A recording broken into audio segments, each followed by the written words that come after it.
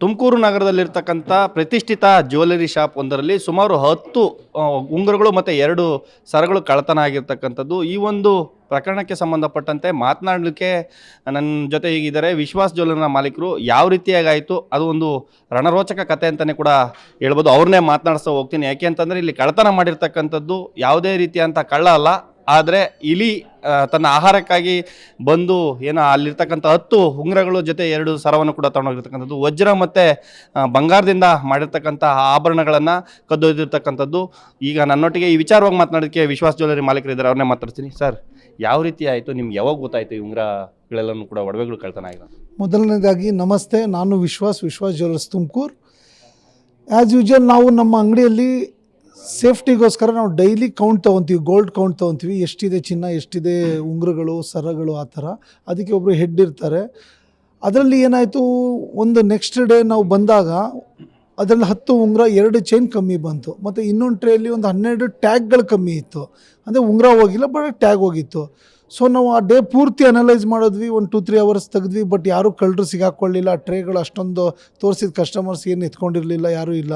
ಇದೇನಪ್ಪ ಇದು, ಬೆಳಗ್ಗೆ ಹೊತ್ತು ನೋಡಿದ್ವಿ, ನೈಟ್ ಹೊತ್ತು ನೋಡೋಣ ಅಂತ ಏನೋ ಒಂದು ಮನ್ಸಿಗೆ ಬಂತು ನಮ್ಮ ಸ್ಟಾಫ್ಗೆ.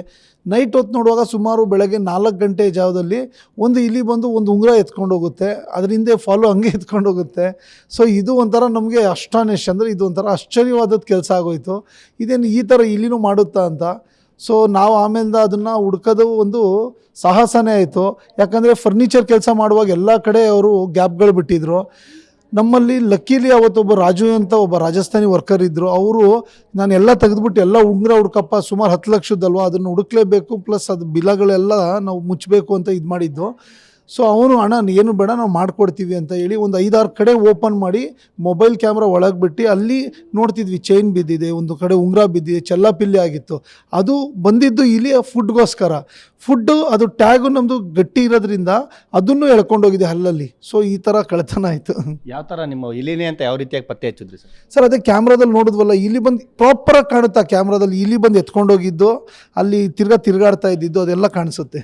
ಸ್ಟಾರ್ಟಿಂಗು ಸುಮಾರು 10 ಲಕ್ಷ ರೂಪಾಯಿ ಮೌಲ್ಯದ ಚಿನ್ನಾಭರಣ ಕಳ್ತನ ಆದಂಥ ಸಂದರ್ಭದಲ್ಲಿ ನಿಮ್ಗೆ ಯಾವ ರೀತಿಯಾಗಿ ಶಾಕ್ ಆಗಿತ್ತು ಅಂತ? ಸರ್, ಆ್ಯಕ್ಚುಲಿ ನನಗೆ ಶಾಕ್ ಆಗಿತ್ತು, ಬಟ್ ನಮ್ಮ ಹುಡುಗರು ಶಾಕ್ ಆಗಿದ್ರು. ನಾನು ಎಲ್ಲರಿಗೂ ಒಂದು ಏನು ಚಿಂತೆ ಮಾಡಬೇಡ್ರಪ್ಪ, ನಮ್ಮದು ಇನ್ಶೂರೆನ್ಸ್ ಇದೆ, ಎಲ್ಲ ಇದೆ, ಏನು ಹೋಗಿದ್ರು ಗೊತ್ತಾಗುತ್ತೆ, ಹುಡ್ಕೋಣ ನಾವು ಅಷ್ಟೇ.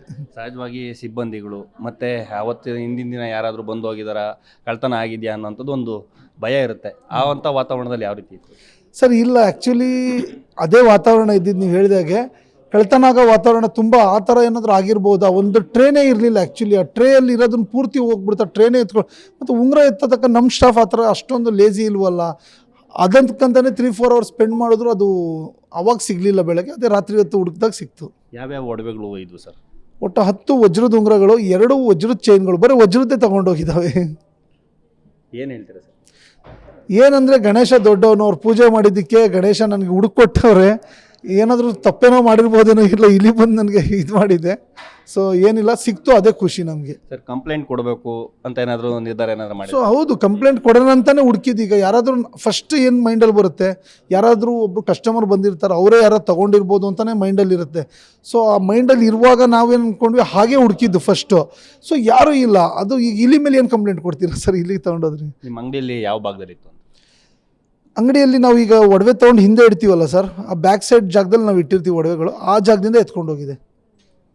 ಅದನ್ನು ತೆಗೆದ್ರೆ ಸರ್, ಎಷ್ಟು ಇಲಿ ಇದ್ವು ಒಳಗಡೆ?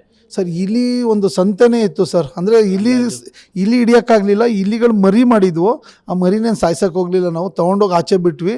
ಆ ದೊಡ್ಡ ಇಲಿ ಇನ್ನೂ ತಿರುಗಾಡ್ತಾ ಇದೆ. ನಾವು ಅಂದರೂ ಸೇಫ್ಟಿಯಾಗಿ ಹುಡ್ಕಾಡ್ತಾ ಇದ್ದೀವಿ, ಯಾವ ಒಡವೆನೂ ಅದಕ್ಕೆ ಸಿಗಬಾರ್ದು ಅಂದಂಗೆ.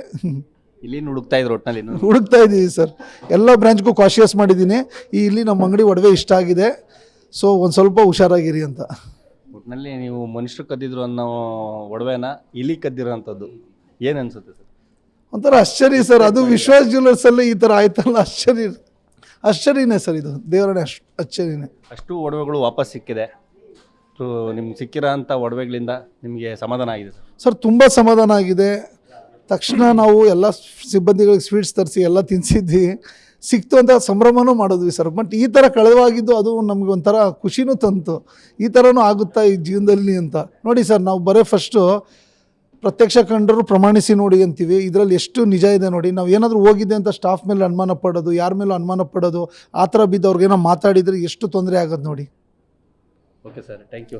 Thank you. ಇದಿಷ್ಟು ಕೂಡ ಏನು ವಿಶ್ವಾಸ್ ಜ್ಯುವೆಲ್ಲರಿ ಅವರ ಮಾಲೀಕರಾಗಿರ್ತಕ್ಕಂಥ ವಿಶ್ವಾಸ್ ಅವರ ಮಾತಾಗಿರ್ತಕ್ಕಂಥದ್ದು. ಅಂದರೆ ನಾವು CC ಕ್ಯಾಮ್ರಾವನ್ನು ಆಧರಿಸಿ ಆ ಇಲಿಗಳನ್ನು ಪತ್ತೆ ಮಾಡಿದ್ವಿ.